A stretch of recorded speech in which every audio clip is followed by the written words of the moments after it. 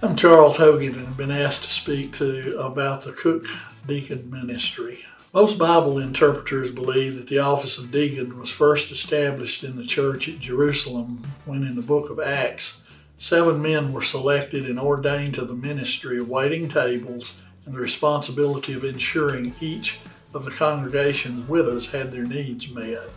Cook's Deacon ministry exists for this same spirit of service and has included such activities as hospital and nursing home visits, construction projects for members in need, and family groups. The Deacon ministry has and remains flexible to the different visions of our pastors and the changes in our culture. A recent area of service has been the addition of security responsibilities during our church services. One of our oldest and ongoing ministries has been the annual Widow and Widowers Banquet. Each December, the group of deacons and their spouses who are rotating off the active list purchase and prepare a meal, plan a program, and invite all our widow and widowers to the church for a special time. Our worship leaders and others have often helped out with the entertainment. Transportation for those needing it has been provided by all our deacons. Because of COVID, our last 2 banquets have been modified. Group meetings were not a possibility for many of our older members.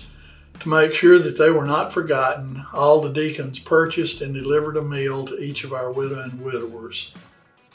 Our desire is that as things return to normal, the banquet will also be able to return to its traditional meeting place here at church for the special night of fellowship and worship.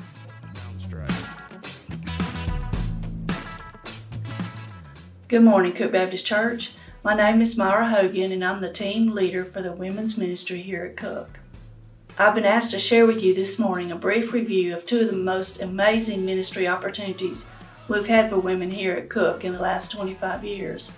Although there have been many times we've come together as women to worship and work for God's glory, 2 of the most significant events have been Women's Refreshment and Renewal from 1998 to 2017, and our current Tea Party with the ladies of Louisiana Adult and Teen Challenge.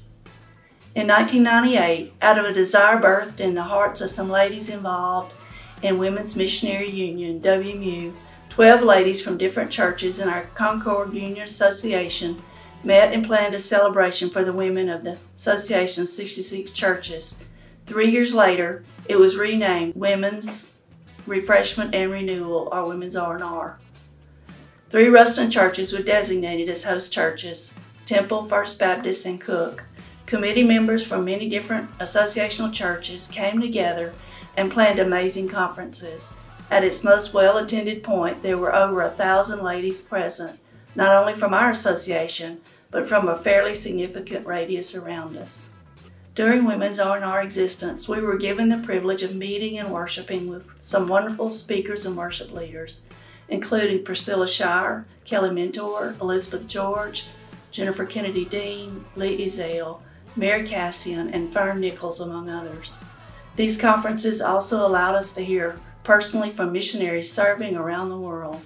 At one point, even our own Amanda Taylor Walker spoke to us as a missionary. Along with speakers and worship, attendees also saw mission displays from associational churches and local ministries, and of course there was always food, and for fun, door prizes. The Tea Party, on the other hand, is strictly a Cook event. In the fall of 2018, the women's ministry team felt led to plan an event that would minister to ladies in Louisiana Adult and Teen Challenge. We began to develop the concept of a tea party where a China dinner meal would be served and used as a backdrop for a night of worship, inspiration, and fun. The first tea party was held on April 22, 2019 at the Camp Harris Conference Center that is owned by Concord Union Association and located just outside Minden, Louisiana.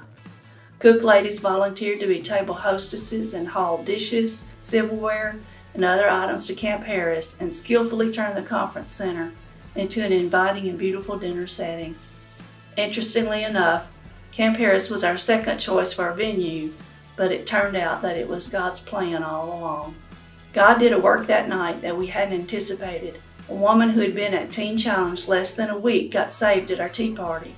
Her name is Angela Wallace, And that night, God proved to me that He would rearrange the world to save one person.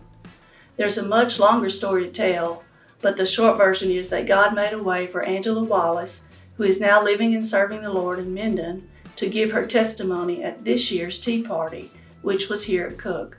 Not only that, but her daughter, whose name is Destiny, was present as one of the attendees from Teen Challenge, and she indicated on her response form that God brought healing to her because of her mom's testimony at our event. Our next and fourth Tea Party is tentatively scheduled for spring 2023, and the women's ministry team and I are ready to see and experience what amazing event God has planned for us. To God be the glory. Happy 100th anniversary, Cook Baptist Church.